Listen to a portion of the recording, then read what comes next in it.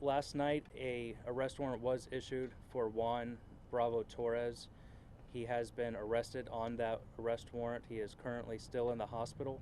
He is under 24/7 law enforcement supervision. Upon his discharge, he will be transported directly from the hospital to the John E. Polk Correctional Facility in Sanford, Florida on a no bond status. His charges that he's facing at this time are first-degree premeditated murder and first-degree attempted murder. The 12-year-old female is still hospitalized and she is still in critical but stable condition. I'll be welcome to entertain any questions you may have at this time. Is the mom saying anything? I don't have any information on the mom at this time. There's a brother? Yes, I believe he was out of state. He wasn't present at the time. Can you please tell us how the things occurred? Yes, a How little the bit about the situation? affidavit. From the affidavit? Yes. So from the information we have so far, the investigation is still very preliminary. It appears that Mr. Bravo Torres murdered the younger daughter first and then went into the bedroom and attacked the 12-year-old daughter. She was very courageous and fought off the attack. He retreated for a short amount of time and then came back where the 12-year-old daughter played dead.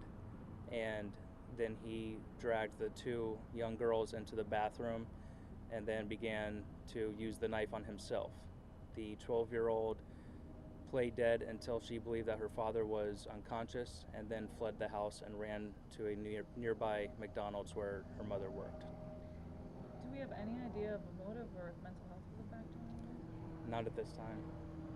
Was he on your radar before? No, he wasn't on our radar beforehand. Did the mother live in the house? Yes, the mother did live in the house. Is the 12-year-old going to get any help at this time? Any trauma support? Absolutely. There's multiple resources that are in place, victims advocates, and we'll be working very closely with the family if they're wanting to accept it. But there are many resources that we can provide the family. Where was the mother at that time? She was at work at McDonald's. Is the brother also from the dad as well, or who is he out of state with? I don't have that information at this time. How's that 12-year-old girl holding up now? Did she say anything? I know that there's, with her being a juvenile, I don't want to get into the medical aspect of it. Our investigators are in contact with her, and that's all I'm going to say at this time. How do you get the information about this situation? From the girl or from the mother? So the 12-year-old girl ran from her house to the McDonald's where her mom worked, and from the McDonald's an employee called 911, and officers responded to the McDonald's where the mom was working, found the 12-year-old there who was covered in blood at the time, and from the information gathered at McDonald's, they then went to the address, and once at the address, they had no contact at the door. After knocking, tried calling a phone, no answer inside. So based on exigent circumstances, they entered the residence where they immediately observed large amounts of blood, and they then did a sweep of the residence to check for any victims, and that's when they discovered the young 3-year-old in the bathroom and also Juan Bravo Torres in the bathroom as well. How are the condition of father and daughter? They are both in critical condition at this time. You said an employee called 911, meaning it wasn't the mom who called 911, it was somebody else? Correct.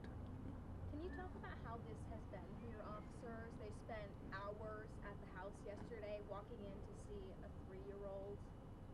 This has got to be very difficult.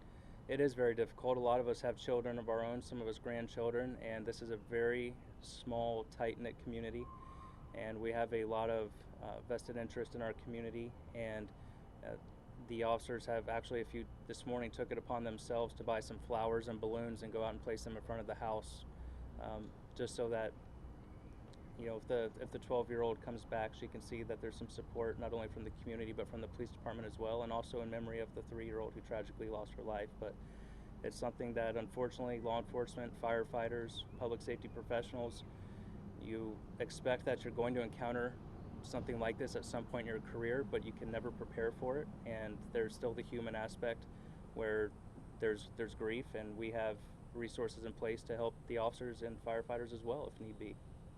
Has the father said anything from the hospital? I don't know at this time. The investigators are in contact with the father. Did the mom say anything about the dad being violent before towards them? I don't know if the mother has said anything about that. Mr. Bravo Torres was arrested by our agency in 2011 for a domestic related issue, but that was the most recent incident that we had with the family, so I don't know if there was anything between then and now that would have raised any alarms. I guess anything else you can share about the actions of that 12-year-old? We knew yesterday it was incredible that she was able to get to that McDonald's, but reading that affidavit today reveals how much more went into her getting herself to safety. Absolutely. As I mentioned yesterday, the amount of courage that this 12-year-old young lady had, it's just remarkable to, at that age, to be sleeping and woken up by being attacked with a knife, seeing your younger sister and the condition she was in, fighting off your father, and having the mindset to think, how am I going to get out of this? What can I do to actively participate in saving my own life? And she thought the best thing at the time was to play dead, and it worked. And then when he lost consciousness, she got out of the house and she went to where she knew her mom was. And it's just remarkable that grown adults may not have been able to come to that decision. And this 12-year-old did that, and she's alive today because of the choices that she made. So the suspect has records for battery and assault. There is another incident for domestic violence in all this time? Between The last, 2011. well, I can only speak for the Longwood Police Department. The Longwood Police Department, the last contact with him was in 2011, where we arrested him for domestic battery. I can't speak to whether he's had any law enforcement interactions with other agencies throughout Central Florida. Do you have anything you want to say about domestic violence situations if people need help? Absolutely. If anybody needs help with domestic violence, there are a lot of outlets. We can recommend safe houses. We can help you get out of an abusive relationship. I think the hardest thing is for the people involved to find the courage to speak up. That's where it's incumbent upon the friends and family. Oftentimes, when a critical situation happens, people say, yeah, you know, we saw things were getting bad, or, oh, you know, I could see where that would happen. If you're seeing the signs, bring it to their attention and help them seek help. If they're not going to do it on their own, fight for them. If they're your close friend or family member, come to us, get us involved. We will investigate. We can we can get so many resources involved to help people get out of abusive relationships. There is an outlet. There is help. You don't have to fight domestic violence alone. Do you know anything about the wounds? The wounds? Yeah. They were all knife-related wounds. How can we hope to uncover the motive in this case? Well, that will be on the part of the investigators. With the suspect still being in critical condition, an extensive interview may not be likely in the short term, but we're hoping that eventually, in the coming hours, days, weeks, whatever it may be, that we can determine what the motive was. But at this time, it's not known why this happened. Have you interviewed the father? I'm not aware of that at this time.